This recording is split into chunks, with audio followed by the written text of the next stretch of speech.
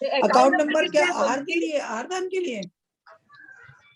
हाँ आहार दान के लिए। अच्छा, हाँ। सभी को सादर जय जिनेन्द्र। अंजना दीदी को वंदामी। छूट गया सारा मिथ्यात्म, मन का मल सब दूर हुआ।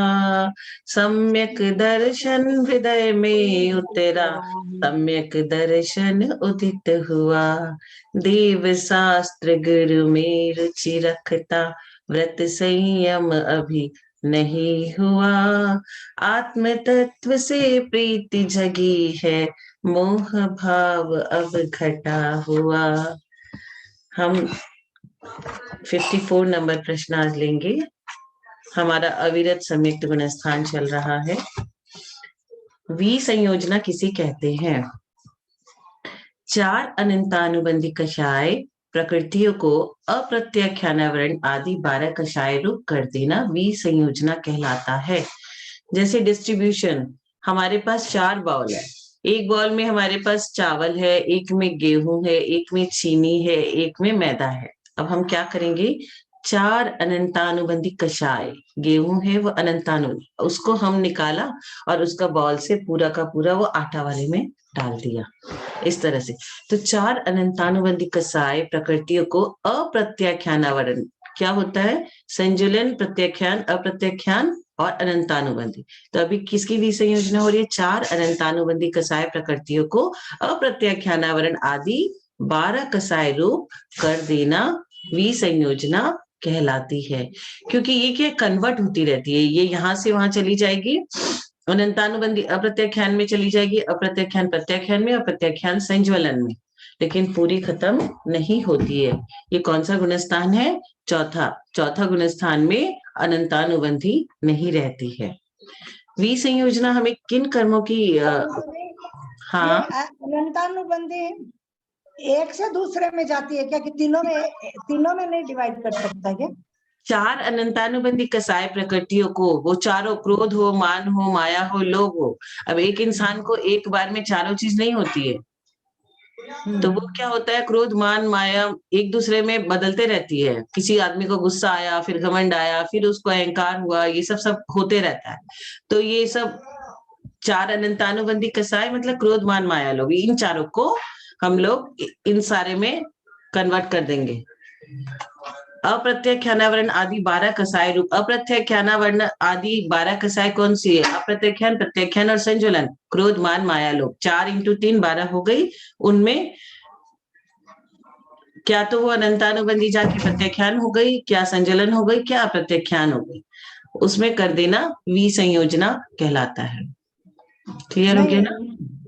नहीं, मैं ये जानना चाहती थी, जैसे आपने पहले बोला कि अप्रत्याख्यान पहले तो उसको देगी संज्वल, प्रत्याख्यान को फिर देगी संज्वलन को, वैसे होता है क्या?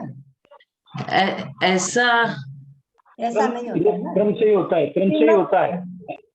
अनंतानुबंधी पहले प्रत्याख्यान, पहले अप्रत्याख्यान होगी, फिर प्रत्याख्यान होगी, फिर संज्वलन होगी। पहले अनंतानुबंधी के संज्वलन नहीं हो सकते भाई साहब। पहले अप्रत्याख्यानावरण, फिर प्रत्याख्यानावरण और फिर संज्वलन। आप बराबर बोल रहे हैं, बिल्कुल सही। क्रम से ही होगी, क्रम से होगी। तिथं आदि लिखा है ना, अप्रत्याख्यानावरण आदि 12 कषाय, यानी सभी को द्रव्य जाता है अनंतानुबंधी का। तो सबसे पहले क्या होता है? ये संज्वलन 48 मिनट तक, प्रत्याख्यान 15 दिन, अप्रत्याख्यान 6 महीना और 6 महीना से ज्यादा अनंतानुबंधी। तो वो सबसे पहले अप्रत्याख्यान में जाएगी, फिर प्रत्याख्यान और फिर संज्वलन, ऐसे क्रम से हमें समझना है। वी संयोजना किन कर्मों की होती है? केवल 4 अनंतानुबंधी कसायों की वी संयोजना होती है। 4 मतलब क्रोध, मान, माया, लोभ, ये चारों अनंतानुबंधी कसाय की वी संयोजना। कौन सा प्रश्न पढ़ रही हूँ? 55 पेज नंबर 44। अब प्रश्न संख्या 56 पेज नंबर 44। द्वितीयोपसम संयुक्त की क्या विशेषताएं हैं? तो द्वितीयोपसम संयुक्त चौथे से 11वें गुणस्थान तक होता है। कौन से गुणस्थान तक? चौथे से 11वें गुणस्थान तक। और द्वितीयोपसम संयुक्त के साथ मरण संभव है, यहाँ मरण भी होता है, और ये चौथे गुणस्थान से 11वें गुणस्थान तक होता है। मतलब पहले, दूसरे और तीसरे गुणस्थान में द्वितीयोपसम संयुक्त नहीं है। ये होएगा चौथे से 11वें तक, और यहाँ मरण भी संभव है। द्वितीयोपसम सम्यक्तों का काल अंतर्मुहूर्त है और इसकी उत्पत्ति मात्र मनुष्य पर्याप्तक में होती है, यानी कि अपर्याप्तक में द्वितीयोपसम सम्यक्त नहीं हो सकता, और मात्र मनुष्य लिख दिया तो तिर्यंच में भी नहीं हो सकता। द्वितीयोपसम सम्यक्त की उत्पत्ति मात्र मनुष्य पर्याप्तक में होती है, तो जो पर्याप्तक है उसी समय होगी, और मनुष्य यानी कि जो देव है, नारकी है, तिर्यंच है, और जो अपर्याप्तक है उन सब में ये नहीं होगा। द्वितीयोपसम सम्यक्त वाला जीव विग्रह गति में रह सकता है। विग्रह गति तो बहुत छोटी होती है, एक शरीर छोड़ा फिर दूसरे में लेने गया, वो इतनी सी टाइम जो हुई, छोटी सी टाइम, 3 मोड़े, उसी में विग्रह गति में द्वितीयोपसम सम्यक्त वाला जीव विग्रह गति में रह सकता है। द्वितीयोपसम सम्यक्त अधिकतम 4 बार हो सकता है। कितने बार? 4 बार।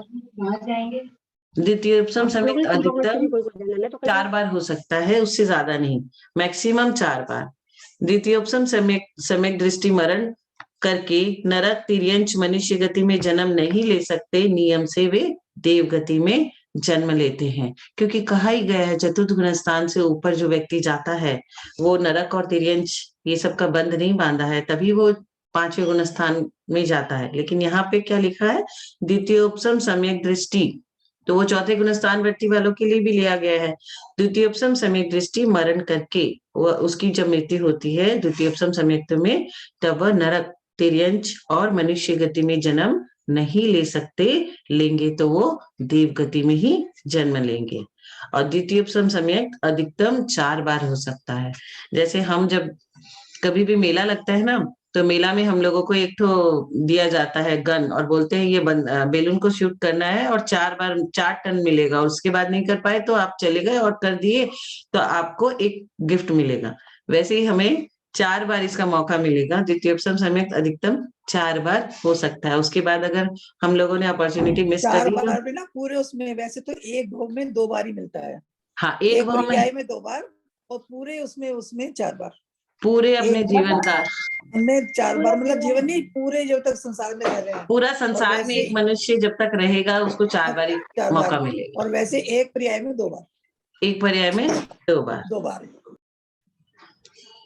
अब सोनू हाँ, दीदी हाँ, ये 56 नंबर का प्रश्न फिर से पूरे पॉइंट पढ़ लीजिए, अच्छे से ध्यान में रह जाएंगे। हाँ, 56 नंबर में सबसे पहले है द्वितीयोपसम सम्यक्तों की विशेषताएं क्या है। पहले हमें समझना है क्या क्या इसके कैरेक्टरिस्टिक्स है, विशेषताएं क्या है। तो ये 4थे गुणस्थान से 11वें गुणस्थान तक होता है, पहले, दूसरे, तीसरे में नहीं, 12वें, 13वें, 14वें में नहीं, और इसके संग मरण भी संभव है। द्वितीयोपसम सम्यक्त का काल बहुत छोटा अंतर्मुहूर्त है, और इसकी उत्पत्ति मात्र मनुष्य पर्याप्तक में होती है। तो हम मनुष्य है और पर्याप्तक है, उसी में हमें द्वितीयोपसम सम्यक्त होगा। अगर हम नरक गति में है, देव गति में है, तिर्यंच गति में है या अपर्याप्तक अवस्था में है तो द्वितीयोपसम सम्यक्त नहीं होगा। और विग्रह गति में भी यह रह सकता है। द्वितीयोपसम सम्यक्त ऐसा लेंगे दीदी, विग्रह गति में रह सकता है, यानी द्वितीयोपसम सम्यक्त वाला जीव उसके साथ मरण करके विग्रह गति से अगले भाव में वो ले जा सकता है, ऐसा ही अर्थ निकला ना? ऐसा ही अर्थ निकला आंटी कि जब वो मरण के समय द्वितीयोपसम सम्यक्त था और विग्रह गति में भी उसका कंटिन्यू है, अब जाकर के वो दूसरे जन्म लिया, कहाँ? देव गति में, तो वो उसके संग जन्म लेगा, द्वितीयोपसम रहेगा, उसका छूटेगा नहीं। ऐसा ये लाइन का ये इंटरप्रिटेशन है।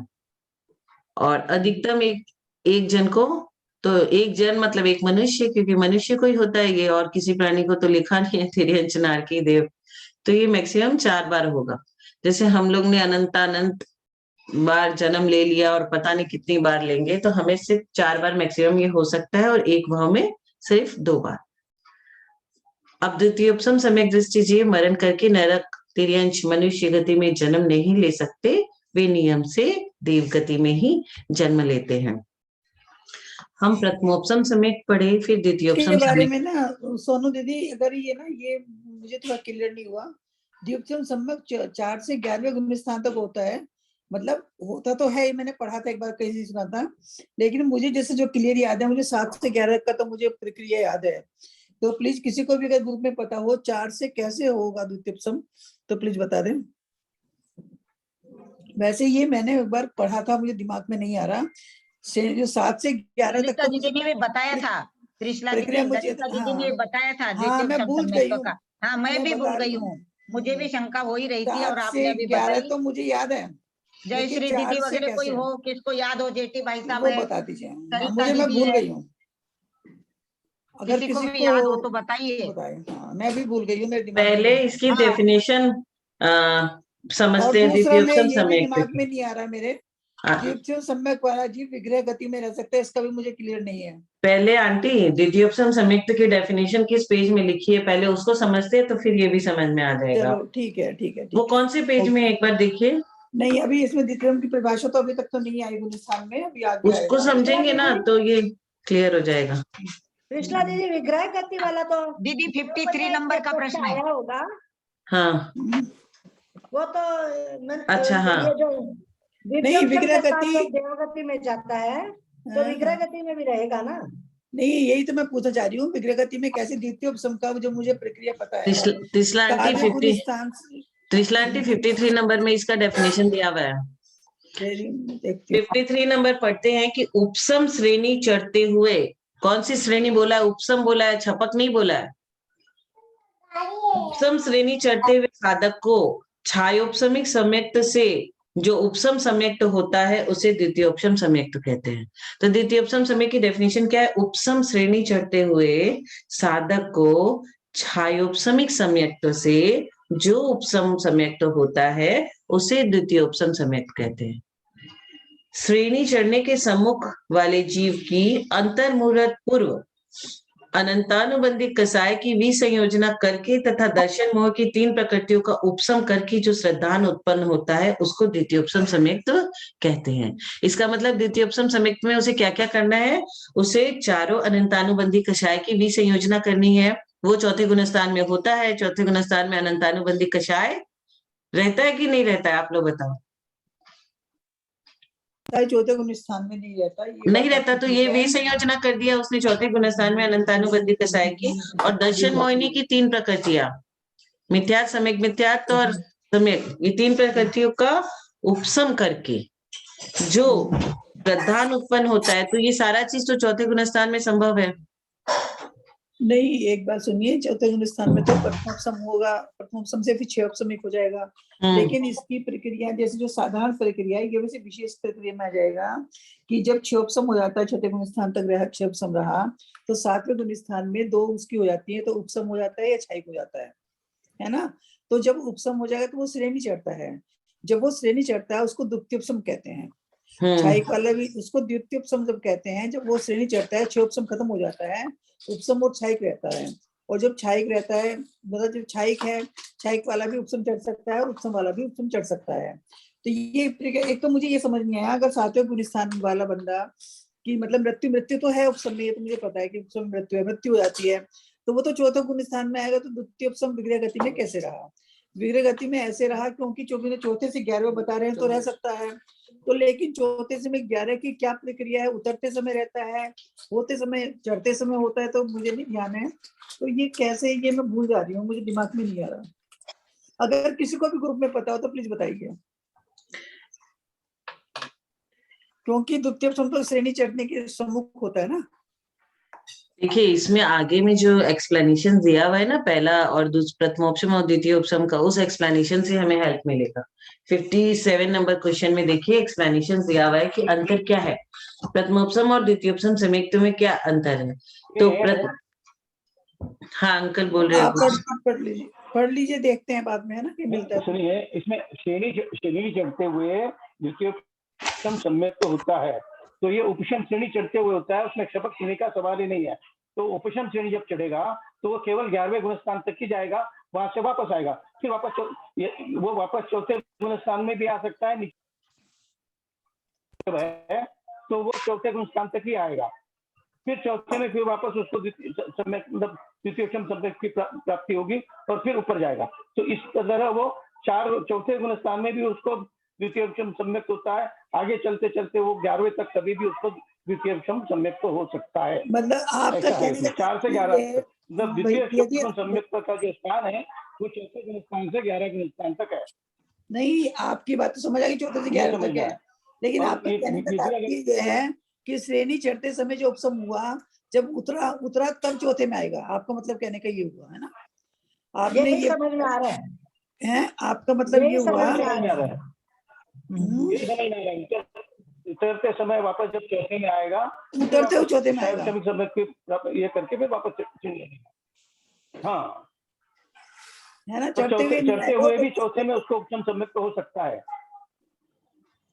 जेठी भाई साहब, मतलब कि प्रथम बार जो द्वितीयोपम सम्यक दर्शन होगा, वो तो 7वें जब श्रेणी चढ़ेगा 7वें से तभी होगा ना, फर्स्ट टाइम तो।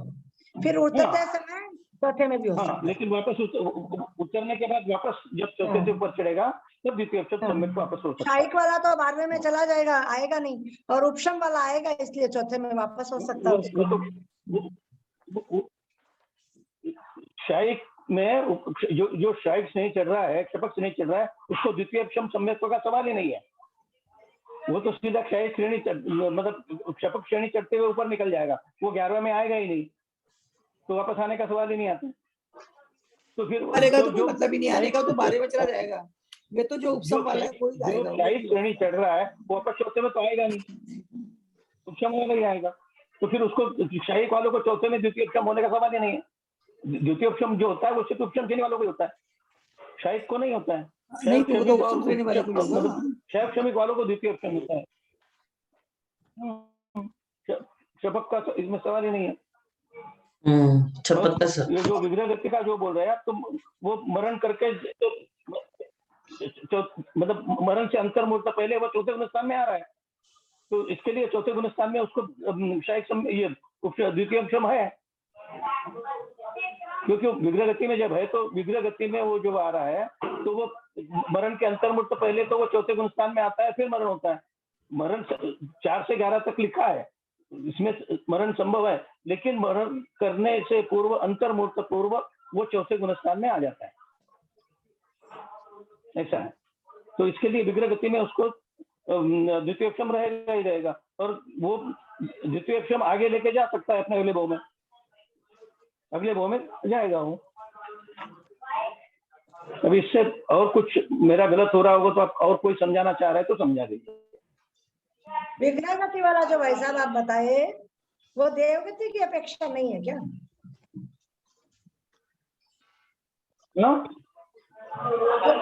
क्षम की अपेक्षा ही है ना, जो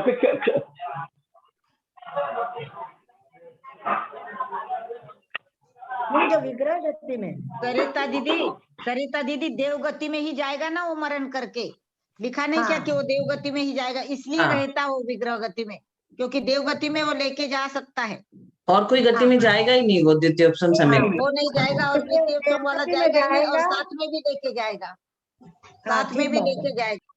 और देवगति में पहले तो पर्याप्तक नहीं बनता है ना, जन्म लेते ही। देवगति में तो अपर्याप्तक नहीं होते हैं ना। देवगति में गया और अंतर मुहूर्त के बाद वो पूरा पर्याप्तक हो जाता है, समाप्त हो जाता है। हाँ, अब हम लोग प्रथमोपसम सम्यक्त तो द्वितीयोपसम सम्यक्त में थोड़ा सा डिफरेंस समझ लेंगे तो और अच्छा रहेगा कि प्रथमोपसम सम्यक्त चारों गति के जीवों को होता है, मनुष्य है, देव है, नारकी है, तिर्यंश है, चारों को होता है।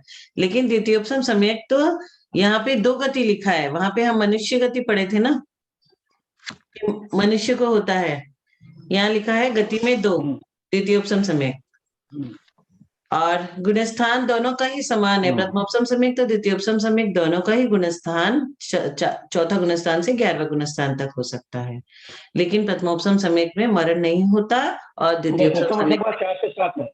2 गति कौन सी लेंगे दीदी? द्वितीयोपसम सम्यक्त की 2 गति कौन सी लेंगे? अभी यहाँ तो लिखा है कि मनुष्य गति के जीवों को ही होता है, और यहाँ लिख दिया 2 गति। 2 कैसे लिख दी गति? देखिए तिर्यंश और नारकी तो है ही नहीं, वो तो पक्का है। 2 गति का तो नहीं बनेगा,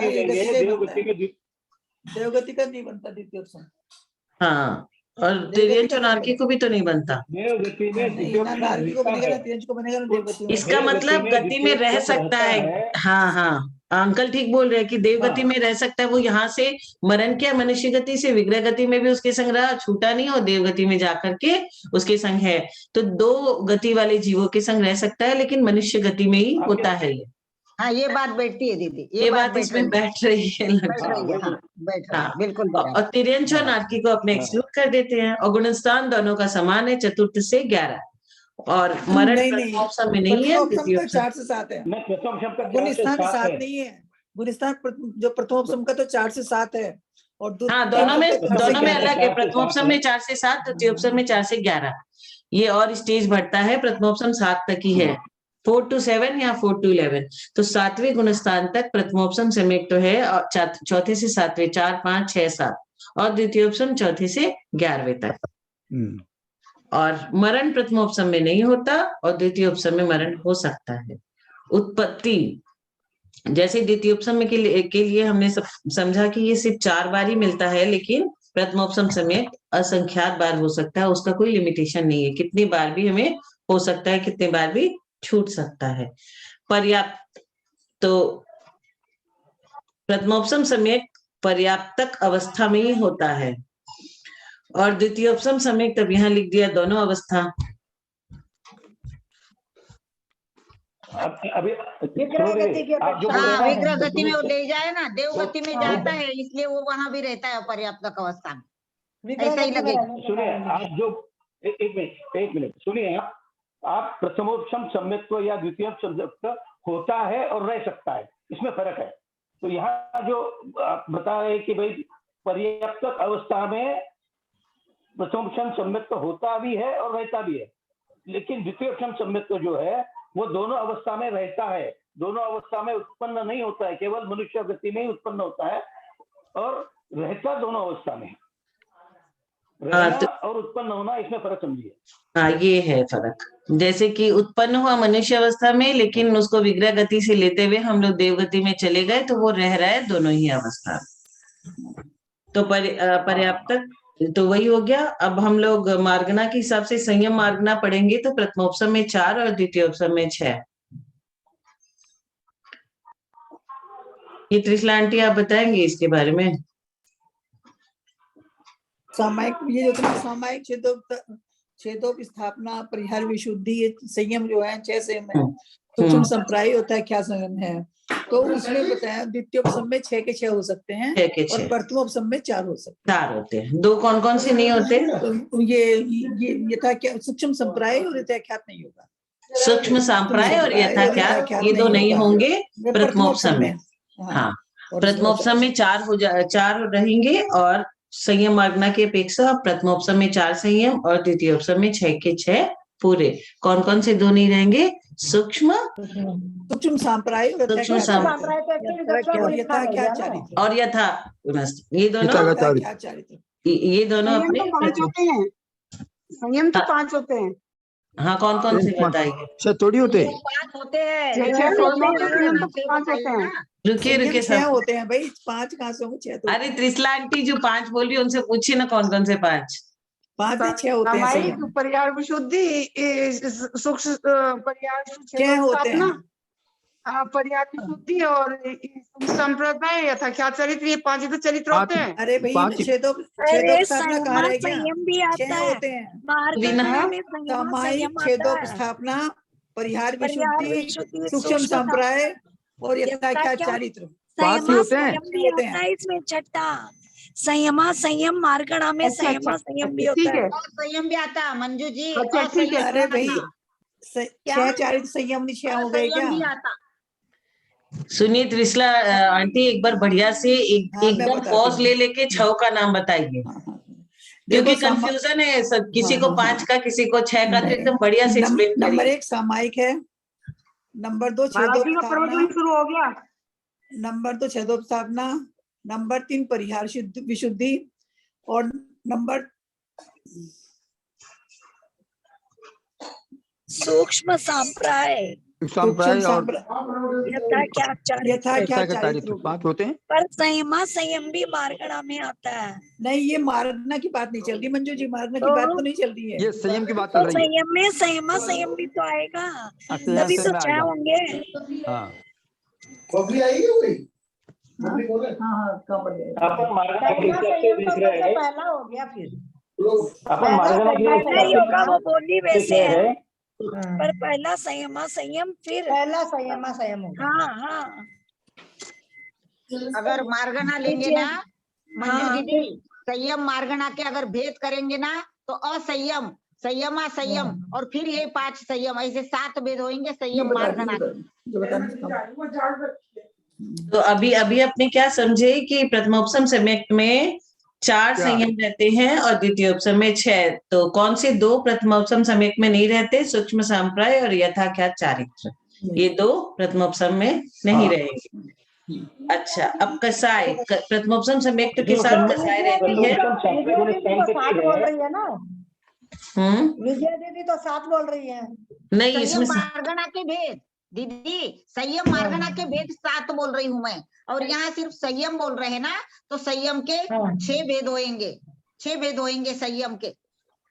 क्योंकि असंयम नहीं लिया ना, संयम की 6 यहाँ भेद ले नहीं लिया। लेंगे, संयम मार्गना में लेंगे असंयम। हाँ, यहाँ अपन तो तो सिर्फ फिर संयम देख छठा रहे कौन हैं। सा लिया? छठा कौन सा लिया? थोड़ा सा कंफ्यूज, संयमा आप थोड़ा सा संयम, कंफ्यूज हो रहे संयमा हैं। संयम। हम तो वही तो मैं बोली थी, द्वितीय- संयमा संयम ही आप तो। बराबर बोल रहे हो, आपका ही मैं बराबर बोल रही हूँ कि आप बराबर बोल रहे हो। आप बराबर बोल रहे हो। इसमें असंयम मार्गना में संयम, संयम मार्गना में संयम के 7 भेद है, लेकिन द्वितीयोपसम में हम सिर्फ 4 से 11 गुणस्थान तक देख रहे हैं। तो 4 से चौथे गुणस्थान असंयम जो है वो तीसरे गुणस्थान तक, चौथे गुणस्थान तीसरे गुणस्थान तक ही है। तो 4 से 11 हम जो देख रहे हैं तो उसमें असंयम नहीं आएगा, बाकी के 6 आएंगे। बहुत सुंदर। देखिए, अभी हम लोग चौथे से 11वें गुणस्थान तक की बात कर रहे हैं, तो पहले दूसरे तीसरे गुणस्थान में असंयम रहता है, इसीलिए इसका ये मतलब नहीं कि संयम के 6 भेद है। द्वितीयोपसम में 6 संयम तो होते हैं, द्वितीयोपसम में 6 संयम है, इसका मतलब ये नहीं है कि 6 संयम के 6 भेद है। संयम के साथ है असंयम, तीसरे गुणस्थान तक रह जाता है, उसके बाद जाता नहीं। तो चौथे से 11वें में संयमा संयम पहला मार्गना में आता है। देखिए भाई साहब, चौथे गुणस्थान भी असंयम का ही गुणस्थान है। कहाँ व्रत धारण किए है अपन ने? चौथे गुणस्थान में कहाँ संयम है? हाँ, सिर्फ सम्यक दृष्टि है, वो संयम नहीं धारण किया है उसने। सम्यक दृष्टि है, हाँ, बराबर। चौथा गुणस्थान असंयम का ही है। तो अव्रति अविरत- बोलते हैं ना अपन। अविरत सम्यक। असंयम, हाँ, अविरति बोलते हो ना दीदी संयम, उसको। संयमा संयम, संयम संयम, सामायिक और परिहार विशुद्धि, ये तो स्थापना नहीं था। ये 4 सम्यक जो रहेंगे संयमा, प्रथमोपसम में रहेंगे। हाँ, तो अभी 6 कौन कौन से हुए? संयम, असंयम, संयमा संयम, सामायिक और परिहार विशुद्धि। अब इसमें छेदोपस्थापना नहीं आएगी। ये तो स्थापना नहीं आ रहा है। छेदोपस्थापना आएगी। इसमें आपने संयमा संयम और असंयम को 2 कर दिया, एक ही होगा वो। संयमा संयम में संयम भी आ गया, असंयम भी आ गया। तो फिर कौन से 6 ये हुए? संयमा संयम नहीं, वो तो पांचवा दीदी, गुणस्थान सोनू का है। दीदी, संयमा संयम ये 5वां गुणस्थान है। परिहार विशुद्धि नहीं आएगा। उपशम, प्रथमोपशम और द्वितीयोपशम के साथ परिहार विशुद्धि नहीं होता है, परिहार विशुद्धि नहीं आएगा। ये हम कई पढ़ा कि प्रथमोपशम और द्वितीयोपशम में परिहार विशुद्धि नहीं होती है। परिहार विशुद्धि के साथ प्रथमोपशम द्वितीयोपशम नहीं होता है, इसके लिए परिहार विशुद्धि संयम नहीं आएगा, बाकी सारे आएंगे। परिहार विशुद्धि छोड़ के बाकी सारे संयम आएंगे। हमने ये पढ़ा है, शायद आपको भी याद होगा, अपने को ललिता दीदी ने भी बताया था और इसके पहले भी हमने पढ़ा है कि जब उपशम, द्वितीयोपशम या प्रथमोपशम है उसमें परिहार विशुद्धि संयम नहीं होता है, कि परिहार विशुद्धि संयम के लिए जो अपन पढ़े थे वो कि भी उनको मतलब उनकी विशुद्धि इतनी हो जाती है कि वो बाकी नहीं होती है। उनकी परिहार विशुद्धि सम्यक ये जो संयम जो है वो बहुत ऊंचे कोटि का है, तो वो प्रथमोपशम और द्वितीयोपशम में नहीं होता है। ऐसा मुझे याद आ रहा है, और किसी को कुछ याद आ रहा है तो देखिए। कल भैया जी आएंगे तो ये क्वेश्चन फिर से हम लोग ले लेंगे कि इसमें संयम के कितने हैं और कौन कौन से हैं, ये वाला ले लेंगे उनसे और डिटेल में उनसे समझ लेंगे। अभी हम लोग आगे बढ़ते हैं। कसाय तो निशान लगा के रख दिए, 62 निशान लगा और के रख देंगे। 63 हाँ। आप आगे देखिए एक बार 62 और 63 में आया है कि प्रथमोपसम में और द्वितीयोपसम में पर्याय विशुद्धि संयम क्यों नहीं होता है। मतलब नहीं हाँ होता है। हाँ, धन्यवाद दीदी, सरिता दीदी, धन्यवाद, आपने ढूंढा। क्वेश्चन नंबर 63 पढ़िए, क्वेश्चन पढ़िए। वो प्रथमोपसम में लाया है सरिता दीदी, क्वेश्चन नंबर 63 पढ़िए। द्वितीयोपसम के लिए नहीं लिखा। लिखा है 63 में लिखा क्वेश्चन है। नंबर 62 आगे लिखा है, आगे लिखा है सोनू दीदी। क्वेश्चन नंबर क्योंकि द्वितीयोपसम समय छूट जाने के बाद ही, हाँ 63 में लिखा है। ये क्लियर हो गया, परिहार विशुद्धि यहाँ नहीं आएगा। हमें भैया जी की जरूरत ही नहीं है, भैया जी के बिना ही सरिता आंटी ने बढ़िया से क्लियर कर दिया। हाँ, तो परिहार विशुद्धि हट गया है। अभी ये परिहार विशुद्धि नहीं होगा। अब फाइनल एक बार 6 नाम बता दीजिए गंगवाल अंकल पूरा।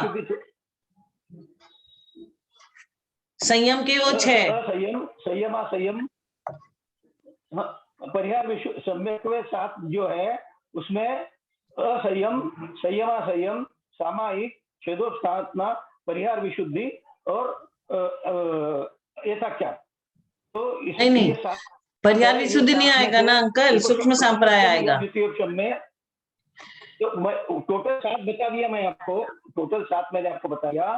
तो प्रथमोपसम और द्वितीयोपसम में परिहार विशुद्धि नहीं होगा, तो परिहार विशुद्धि छोड़ के बाकी 6 द्वितीयोपसम में होंगे, और परिहार विशुद्धि छोड़ के 4 मतलब संयम, असंयम, संयम असंयम और सामायिक और सामायिक और छेदोपस्थापना, ये 4 प्रथमोपसम में होंगे, और ये 4 2 सूक्ष्म संप्राय और यथाख्यात जोड़ दिए तो ये 6 द्वितीयोपसम में होंगे। द्वितीयोपसम में परिहार विशुद्धि नहीं होगा। ठीक, एकदम बढ़िया से क्लियर हो गया कि यहाँ पे हाँ प्रथमोपसम में 4 और द्वितीयोपसम में 6। प्रथमोपसम में 4 कौन कौन सी? असंयम, संयमासंयम, सामायिक और छेदोपस्थापना। अब द्वितीयोपसम में जब जाएंगे 2 और सूक्ष्म संप्राय और यथाख्यात चारित, और परिहार विशुद्धि क्यों नहीं होगी वो आगे हम पढ़ेंगे 62 63 में। तब तक और आगे का ये पढ़ते हैं। ये क्लियर हो गया अपने को। अब कसाय रहता है कि नहीं रहता है प्रथमोपसम संयम में? प्रथमोपसम संयुक्तों में कसाय रहता है, और द्वितीयोपसम में रहता है कि नहीं? द्वितीयोपसम में हाँ और ना दोनों है। मतलब कि जैसे ये बढ़ रहे हैं ना 4थे से 11वें में, तो हाँ रहता है, और फिर धीरे धीरे धीरे वो डिक्रीजिंग ट्रेंड में कम होते जाता है। क्या? अप्रत्याख्यान से प्रत्याख्यान, प्रत्याख्यान से संज्वलन, और इस तरह से फिर संज्वलन लोप सबसे अंत में बच जाता है। तो इस तरह से वो कंटिन्यूअसली ग्रेजुअली घट रहा है। 10वें में खत्म हो जाता है। 10वां और 11वां गुणस्थान कषाय रहित है। तो इसीलिए हाँ और नहीं दिया गया है, क्योंकि शॉर्ट में चार्ट बनाई हुई है कि चार्ट से सब समझ जाए। तो स्टार्टिंग के में है और फिर लास्ट में जाते जाते खत्म हो जाती है। मतलब हाँ आया है सूक्ष्म लोभ की अपेक्षा, वो लास्ट में जाता है, अंतिम में जाता है। इसीलिए बराबर है वहां तक है, ऐसा बोल रहे हैं सरिता दीदी, आप सही बोल रहे हैं। आहारक, तो प्रथमोपसम में आहारक होती है और द्वितीयोपसम में आहारक और अनाहारक दोनों अवस्था होती है। प्राण प्रथमोपसम में 10 और द्वितीयोपसम में 10 और 7। दीदी द्वितीयोपसम में आहारक और अनाहारक दोनों अवस्था क्यों ली? क्योंकि वह मरण संभव है ना। मरण संभव है और विग्रह गति में भी साथ में जा रहा है। तो मरण संभव होने के वहां दोनों अवस्था ले ली। विग्रह गति में साथ में जा रहा है, बस दोनों अवस्था हो गई इसमें। अब उपयोग कितने हैं? प्रथमोपसम में 6 और द्वितीयोपसम में 7। प्राण बोलिए। प्राण छूटे ना। प्राण बोल दिया, प्राण 10 और 7 के पहले बोला। हाँ मैंने सुना नहीं। हाँ। अब ध्यान कितने होते हैं? तो प्रथमोपसम सम्यक में 12 और द्वितीयोपसम में 13। संज्ञा प्रथमोपसम में 4, द्वितीयोपसम में 4 और 0। मतलब वो दो इसलिए लिया गया है कि बाद के एकदम बड़े बड़े गुणस्थान में जाकर के वो 0 है। और ज्ञान प्रथमोपसम में मति ज्ञान, श्रुत ज्ञान, अवधि ज्ञान। ऐसे मत पढ़िए दीदी, अब उपयोग 6 और 7 ये क्या हुआ है पूरा बोलिए, ऐसे नहीं समझ हाँ में हाँ आएगा। हाँ, इसको और एक्सप्लेनेशंस के संग पढ़ते हैं। आहारक और अनाहारक हमें समझ में आ गया कि प्रथमोपसम संयुक्त में आहारक अवस्था होती है और द्वितीयोपसम में आहारक और अनाहारक दोनों होती है, क्योंकि वो विग्रह गति में भी साथ में रहता है। अब प्राण, दीदी सोनू दीदी, प्रथमोपशम में आहारक इसलिए कि वहाँ मरण ही नहीं है तो आहारक ही है वो, हाँ ऐसा लेना पड़ेगा। ऐसा और लेना, द्वितीयोपसम में मरण है इसलिए आहारक भी है अनाहारक भी है, अनाहारक ऐसा भी, लेना पड़ेगा, है ना। हाँ। हाँ जी। आहारक अपने को समझ में आ गया अच्छे से। देखिए एकदम खोल खोल के समझेंगे, जैसे संयम में समझे ना पूरा 4 और 6 और 7वां क्यों नहीं है। याद रहता है, नहीं तो याद नहीं रहेगा, रीडिंग लगाने से याद नहीं रहेगा। रीडिंग लगा के तो अपने लोग घर, प्राण लगाइए, अभी प्राण को लगाओ। अब प्राण को लगाना है 10 और 10 और 7। अब विजय आंटी आप प्राण थोड़ा समझाइए। प्राण तो अपने को मालूम है, 5 इंद्रिय, 3 बल, आयु और श्वासोश्वास, ये प्रथमोपशम में 10 प्राण है ना। हाँ। और द्वितीयोपशम में 10 और 7 लिए है, तो 10 तो ठीक है, 10 अपने को मालूम है कि जैसे वो 5वें 6वें इन गुण स्थानों में रहेगा जब तक तो 10 प्राण रहेंगे। और 7 प्राण में से 3 कौन से कम करे होंगे उन्होंने, तो जब वो इसमें 11वें गुण स्थान में उसका ये चले गए ना दीदी, उसका क्या चले गया, मन प्राण योग, एक योग चले गया, अयोग अवस्था में एक योग गया उसका। उसके बाद मनोयोग गया, वचन योग तो है उसका। और कौन से लेंगे अपन, 2 योग कौन से कम होते हैं, प्राण, आयु और आयु। एक तो बल चला गया। हाँ हाँ हाँ हाँ, एक तो बल चला गया, मनोबल गया। नहीं, मन द्रव्य मन है दीदी, वहां वचन बल भी, द्रव्य मन नहीं रहेगा, द्रव्य मन नहीं रहेगा, वचन बल रहेगा। द्रव्य मन नहीं है, भाव, द्रव्य मन है, भाव मन नहीं है ना दीदी, आगे भाव मन नहीं रहेगा। मैं एक्सप्लेन नहीं कर पा रही हूँ, और कोई अच्छे से बता सके तो जरूर बताए। 3 प्राण कम करने अपने को। वचन बल कम हो जाएगा ना दीदी, मन बल नहीं, तो वचन है। दिव्य ध्वनि कीर्ति है ना दीदी आगे। हाँ हाँ हाँ हाँ, हाँ। पर्यंत अवस्था और में आंटी दिव्य ध्वनि तक तो ये जा नहीं रहा, ये 11वें गुणस्थान नहीं है, गुणस्थान। हाँ ये गुणस्थान नहीं है, हाँ दिव्य ये ध्वनि तक नहीं, 4 से 11 ये बराबर 4 है से दोनों दीदी 11, आपका। हाँ, इसको लगाना पड़ेगा। 4 से 11 में 3 तो कौन कौन से कम होते हैं, ये अपने को अभी समझना है। 10 तो ये हो गए, 5 इंद्री, 3 बल, 1 आयु, 1 श्वासोच्छ्वास। तो श्वासोच्छ्वास तो रहेगी, आयु भी रहेगी, 11वें तक ये दोनों तो रहेगी, ये दोनों जाएगा नहीं जी। और उसके बाद 5 इंद्री और 3 बल। 3 बल में से ही कम होंगे दीदी, जो भी बल कम में से होंगे कम इधर। हाँ हाँ। और तो क्या कम होगा, आप ही देख लो हिसाब लगा के। मन बल ही कम होगा, एक तो भाव मन तीनों कम हो बल ही कम हो जाएगा। रहे, तीनों बल ही कम हो जाएंगे, हमको तो ऐसा ही लग रहा है। तीनों बल कम हो गए, मन वचन काय, ऐसा हाँ। लग तो रहा है, तीनों बल कम हो लेकिन अपने जाएंगे को ये क्योंकि चीज पीछे समझना पड़ेगा दीदी। देखिए आंटी, आयु तो कम नहीं हो सकता है ना, आयु नहीं हट सकता है, आयु नहीं कम हो गई। श्वासोच्छ्वास भी नहीं हट सकता है, आयु अरे काय तो रहेगा। तो क्या हटेगा। अब 5 इंद्री है, लब्धि रूप से तीनों बल है, काय बल, मनोबल, वचन बल, बल ही खत्म हो जाएंगे। उपयोग रूप से तीनों खत्म हो जाते हैं। नहीं, ये नहीं बता पा रहे हैं। यथाचारित हो जाएगा, तीनों खत्म नहीं होंगे। विजया दीदी, इसमें जी जी बोलिए भाई साहब। विजया दीदी, इसमें ऐसा इसमें ऐसा विचार है कि उनको 7 बल रहते हैं। हाँ। तो 5 इंद्रिय में तो 5 इंद्रिय तो रहेंगे ही रहेंगे उनके, आयु तो रहेगा, वो भी खत्म नहीं होगा, और श्वास भी रहेगा, श्वास भी खत्म नहीं होगा। तो ये 7 रहते हैं, तो बाकी बच्चे वे 3 निकल गए, बस वही है। बाकी बच्चे वे 3 निकल गए, मतलब मन बल, वचन बल, काय बल तीनों निकल गए। हाँ, तो ये तीनों लब्धि रूप से उपयोग रूप में नहीं है। यही तो मैं बोल रही हूँ। लब्धि रूप में है, उपयोग रूप में नहीं है, ऐसा। हाँ, ये हो सकता है, ये हो सकता है सरिता दीदी, बहुत सही हो सकता है। इसीलिए हाँ, इसीलिए 10 और 7 लिख दिया कि अपना ये 5 इंद्रिय, 1 आयु, 1 श्वासोच्छ्वास, ये 7 तो रहेंगे ही रहेंगे, और 3 बल जो है मन वचन काय, वो लब्धि रूप से रहेंगे लेकिन उपयोग रूप से नहीं। तो ये समझ में आ गया प्राण। अब 10 और 7 सोनू दीदी पहले 1 मिनट में आपने पढ़ लिया था, पर अपन इसमें ही अटक गए ना अभी। अब अपने तो बहुत जगह अटकेंगे, अभी आगे भी अटकेंगे उपयोग में। इसलिए डिटेल में पढ़िए इसको। डिटेल में पढ़ो तभी समझ में आएगा। अब दीदी प्राण कैसे एक साथ कैसे प्राण हुई है, मन वचन काया से कैसे हुई है प्राण 7? 10 प्राण होते हैं ना, 5 इंद्री, हाँ 3 हाँ बल, हाँ 5 हाँ, हाँ। इंद्री, 3 बल, 1 आयु, 1 श्वासोच्छ्वास, तो ये 10 हो गए प्राण। तो हाँ, हमारी 5 इंद्री तो जाएगी नहीं, वो रहेगी, आयु भी रहेगी, श्वासोच्छ्वास भी रहेगा। तो ये 3 जो बल लिए गए हैं ना, मन बल, वचन बल, काय बल, ये हम देते हैं कि लब्धि रूप में ये रहेंगे, लेकिन उपयोग रूप में नहीं रहेंगे।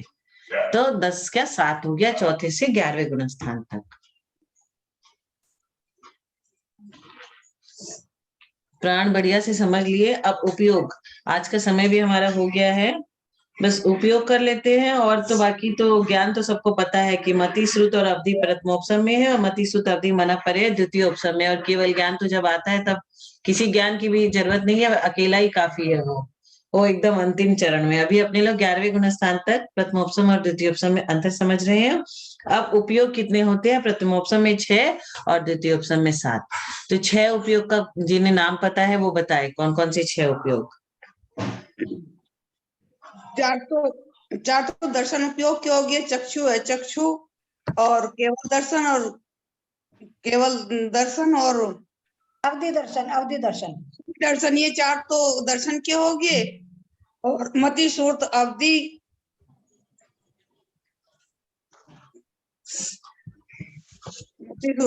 मनः पर्याय है, को अवधि को। प्रथमोपसम में 6 उपयोग कौन कौन से होते हैं ये बताइए। 4 तो हो गए दीदी दर्शनोपयोग। 4 दर्शनोपयोग हो गए, चक्षु, अचक्षु, केवल और हाँ अवधि दर्शन, केवल दर्शन। हाँ, ये हो गए 4 दर्शनोपयोग हो गए। हाँ। अब दर्शनोपयोग, ज्ञानोपयोग में से 2 ज्ञान, मति श्रुति होगा क्या खाली? मति श्रुति है। मति श्रुत हो, मति और श्रुत होगा। हाँ मति श्रुत होगा। मति और श्रुत ले लिया। तो 6 उपयोग किसमें रहे प्रथमोपसम में? कौन कौन से? चक्षु, अचक्षु, केवल दर्शन, अवधि दर्शन, मति ज्ञान और श्रुत ज्ञान। अब 7वें में द्वितीयोपसम में जो 7 उपयोग रहते हैं उसमें चक्षु, अचक्षु, केवल दर्शन, अवधि दर्शन, मति, श्रुत और अवधि, ये सारे 7वें में आ गए। ठीक है। अब ध्यान जो है इसमें 12 ध्यान है प्रथमोपसम में, और द्वितीयोपसम में 13 ध्यान है। अब कोई ध्यान का बताए 12 ध्यान कौन कौन से, और 13वां कौन सा ध्यान है जो यहाँ नहीं होता?